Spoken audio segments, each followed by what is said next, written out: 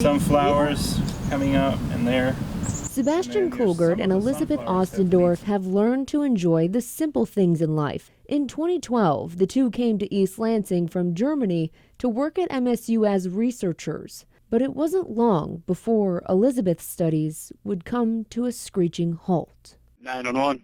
Hey, there's been an accident over at off of Trowbridge. Elizabeth was walking from her laboratory to her car. Elizabeth walked across the pedestrian walkway as the truck was backing up. The truck did not see Elizabeth. As best we can tell, the left rear wheels of the truck ran over her skull.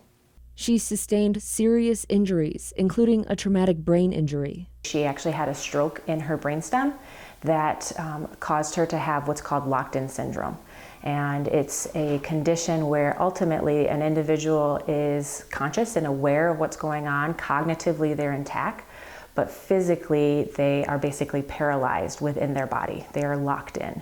Elizabeth spent months in Sparrow Hospital and then was transferred to Origami Rehabilitation in Mason. Pull yourself up. Where she had to relearn how to speak, eat, and move on her own.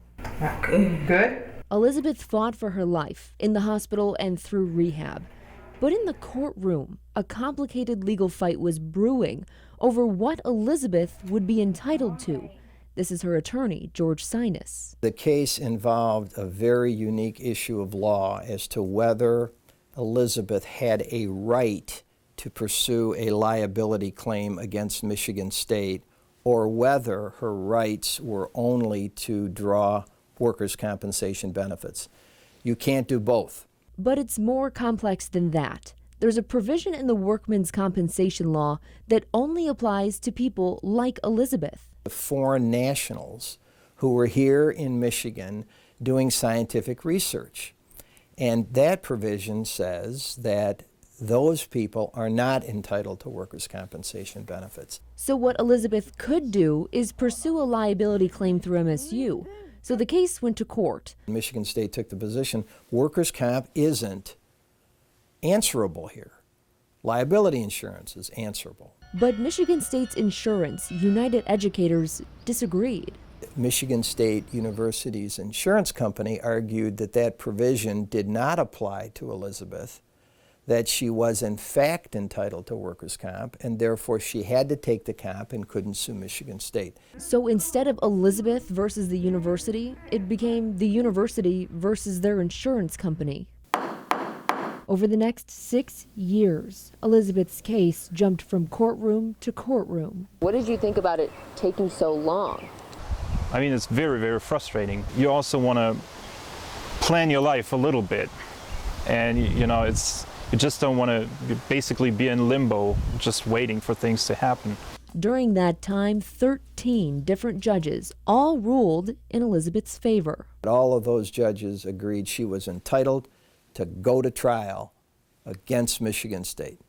And she went to trial, and she prevailed. Finally, in November of 2020, Elizabeth received a substantial amount of money from a check from United Educators. But it's not clear if they paid the whole thing or if MSU chipped in as well.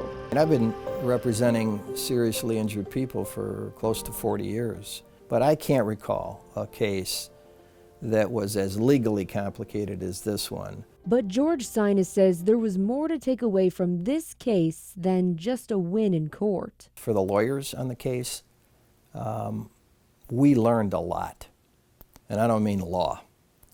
We learned a lot about life. From someone who almost lost hers, and from another who lived the promise, for better or for worse. Thank you for a nice drive on the bike all the time. Did I hand you back all the time? That was nice? Yeah, that was nice.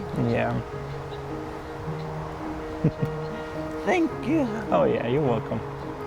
The last day of the trial, I looked at him and I said, with all sincerity, actually, Sebastian, we're the ones that need to thank you.